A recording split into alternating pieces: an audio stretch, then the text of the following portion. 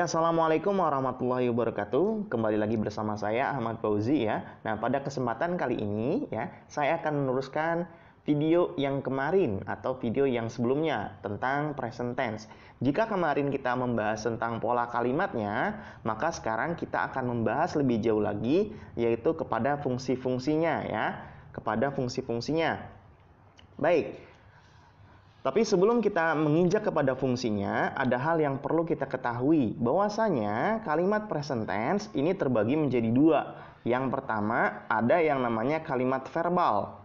Yang kedua adalah kalimat nominal. Nah, sekarang pertanyaannya, apa sih kalimat verbal itu?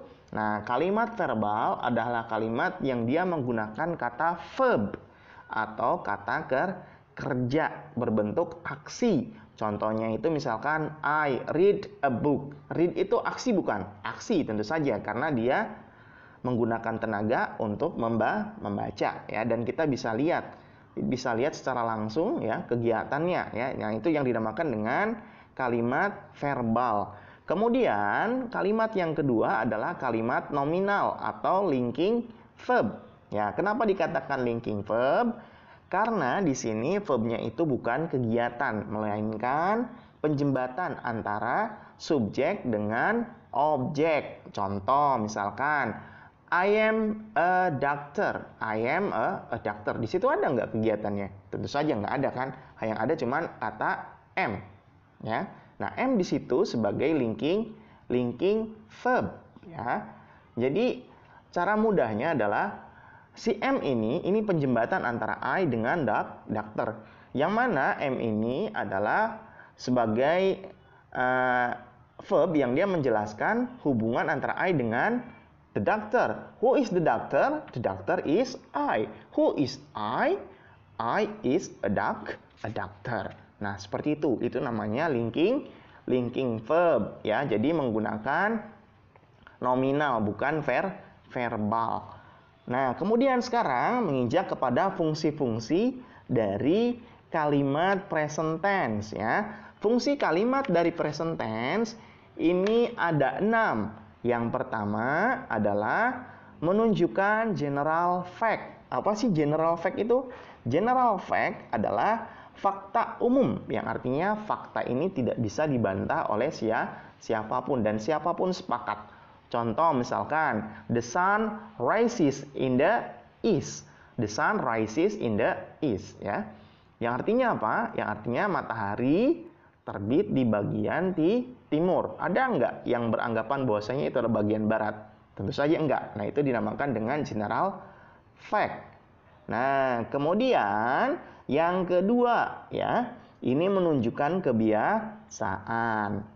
Menunjukkan kebiasaan yang berulang-ulang. Contoh misalkan, she always coming late. She always comes late ya. She always come late ya, comes late ya. Dia selalu datang terlambat. Datangnya ya berarti terlambat terus. Hari ini terlambat, besok terlambat, besoknya lagi terlambat. She always comes late ya. Nah, yang dimaksud dengan menunjukkan kebiasaan. Di situ ada yang namanya adverb of frequency-nya ya. Ada usually, seldom, often, sometimes ya. Yang di situ menggunakan always yang artinya selalu ya. Kemudian yang ketiga ini menunjukkan kebenaran pada saat itu. Contoh misalkan, she is student. She is student. Artinya apa? Artinya pada saat itu dia adalah seorang pelajar. Karena apa? Karena kita menemukan fotonya itu dia menggunakan pelajar.